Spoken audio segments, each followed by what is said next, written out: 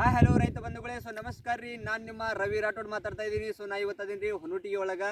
So ಈ ಹೊನುಟಿಗೆ ಒಂದು ಗ್ರಾಮದೊಳಗೆ so ನಾವು ತೊಗರಿ ಅಂತ ನೋಡ್ರಿ, ಗೋಧಿ ಬೀಜಕ್ಕೆ ನಮ್ಮ ಯುವ ಕಿಸಾನ್ ಬ್ರ್ಯಾಂಡನ್ನು ಬೀಜೋಪಚಾರವನ್ನಾಗಿ ಬಿತ್ತಲಿಕ್ಕೆ ಕೊಟ್ಟಿದ್ದೀವಿ ರೀ. ಬೀಜೋಪಚಾರ ಮಾಡಿ ಬಿತ್ತನೆ ಮಾಡ್ಲಿಕ್ಕೆ ಕೊಟ್ಟಿದ್ವಿ. ಯಾವುದೇ ಥರನಾಗಿ ರಾಸಾಯನಿಕವನ್ನು ಬಳಸಲಾರ್ದ ನಮ್ಮ ಬೀಜೋಪಚಾರ ಯುವ ಕಿಸಾನ್ ಔಷಧಿಗಳನ್ನ ಬೀಜೋಪಚಾರ ಮಾಡಿ ಬಿತ್ತಲಿಕ್ಕೆ ಕೊಟ್ಟಿದ್ವಿ.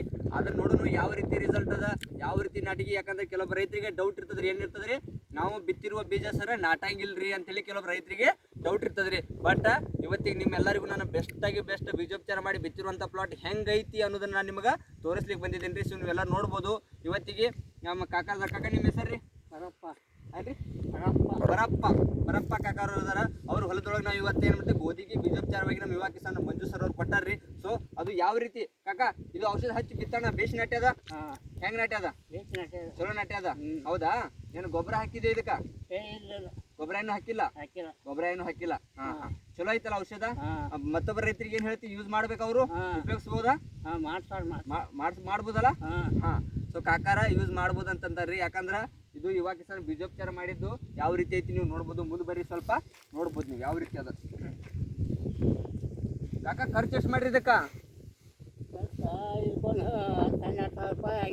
ಎಲ್ಲ ಗಳೆ ಬೆಳೆ ಎಲ್ಲ ಹಿಡಿದು ಔಷಧಿ ಔಷಧಿ ಎಷ್ಟಾಗೈತಿ? ಔಷಧಿ ನೀವು ಕೊಟ್ಟಿದ್ದಷ್ಟೇ.